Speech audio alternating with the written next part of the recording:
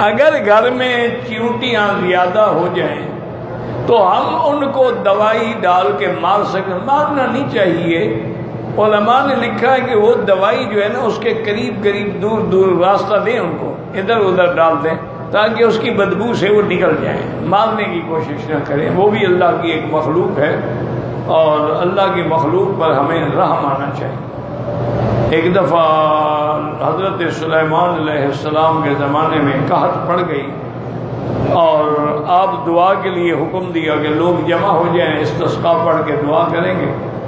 لوگ نکلے، ابھی آپ راستے میں تھے، فرمایا بھائی بس واپس چلو، انشاءاللہ بارش آ جائے گی۔ تو کسی نے پوچھا حضرت آپ نے اتنے لوگ اکٹھے ہوئے استسقاء، فرمایا کہ میں نے دیکھا ہے کہ ایک چیونٹی بیچاری پڑی ہے اور اپنے پاؤں اوپر اٹھائے ہوئے ہیں اور اللہ سے فریاد کر رہی ہے کہ اللہم لا تہلکنا بذنوب عبادک، کہ یا اللہ اپنے بندوں کی گناہ کی وجہ سے ہمیں تو برباد نہ کرو، ہم نے تو گناہ نہیں کیا۔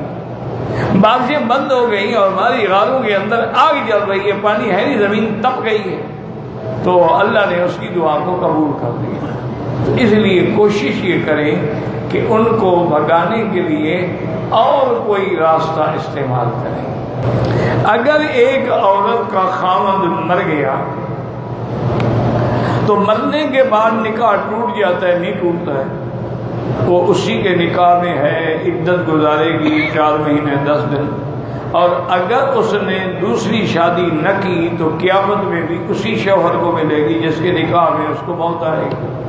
ہاں اگر اس نے دوسری شادی کر لی پھر اب جس کے نکاح میں موت آئے گی قیامت میں اس کو ملے گی۔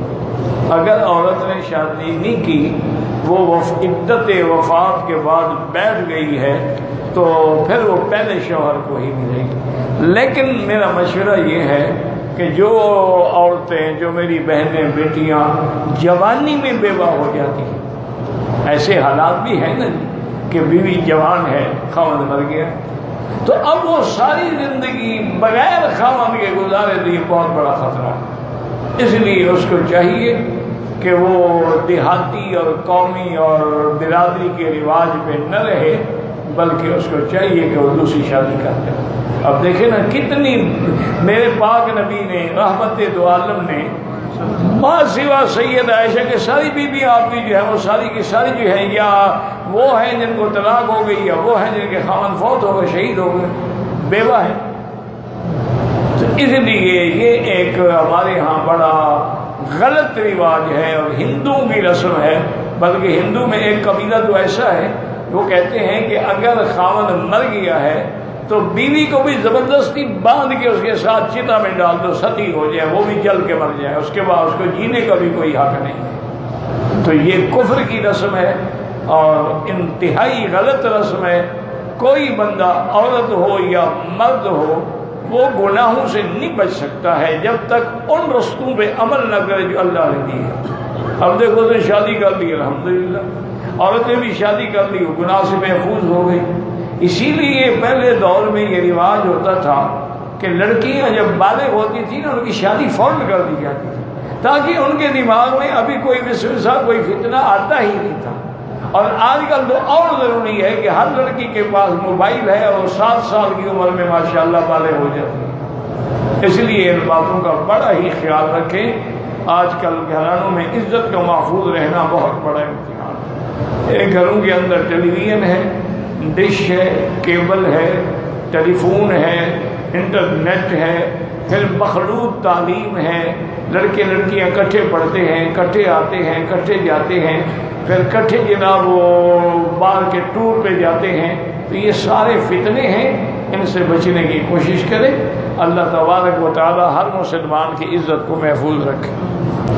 اگر کوئی آدمی نکاح جہاد میں جو کافروں سے جنگ ہو، مال غنیمت ملے اور باندیاں ملیں تو اس کو بغیر نکاح پہ بھی رکھ سکتے ہیں۔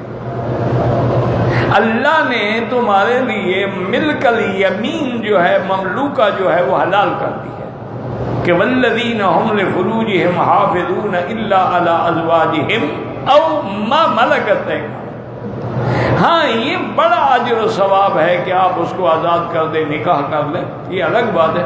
اگر کوئی نکاح نہ کرے، باندی کی حیثیت پہ بھی رکھے تب بھی جائے۔ 7 سال ہو گئے، ایک شادی گزرا، میری گھر والی کے پیٹ میں بچہ تھا، لڑائی جھگڑے سے ماں باپ کے گھر میں اس کو میں لینے گیا، اس وقت میری بیوی سے لڑائی ہو گئی، اس سے میں نے اپنی بیوی کو 2 مرتبہ طلاق دی۔ اچھا یہ تو ہو گئی۔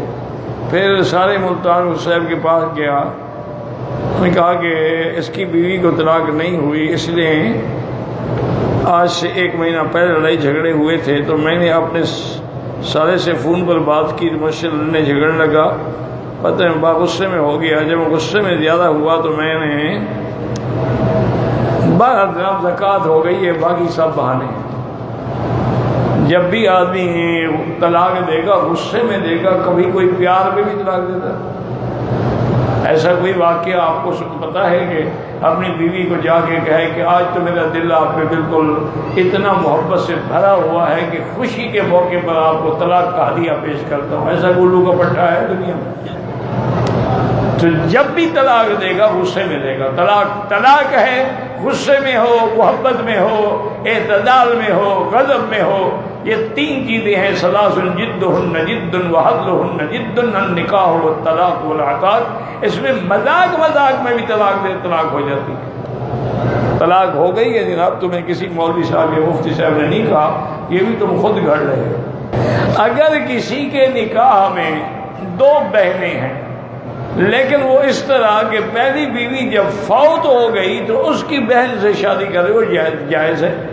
منع یہ ہے کہ ان تجمعوا بین الاختین، 2 بہنوں کو یعنی دونوں کو نکاح میں رکھے اور دونوں زندہ ہوں۔ اگر ایک بہن مر گئی ہے، اب اس کی دوسری بہن سے شادی کر دی تو کوئی منع نہیں، اس میں تو شریعت کیوں؟ اب اس کے گھر میں ایک ہے، 2 تو نہیں ہے، ایک تو فوت ہو گئی ہے۔ تو اس لیے بہرحال یعنی 2 بہنیں نکاح میں زندہ جمع نہیں ہو سکتی، لیکن اگر ایک فوت ہو جائے اس کے بعد اس نے اس کی بہن سے شادی کی ہے تو وہ منع نہیں ہے۔ واللہ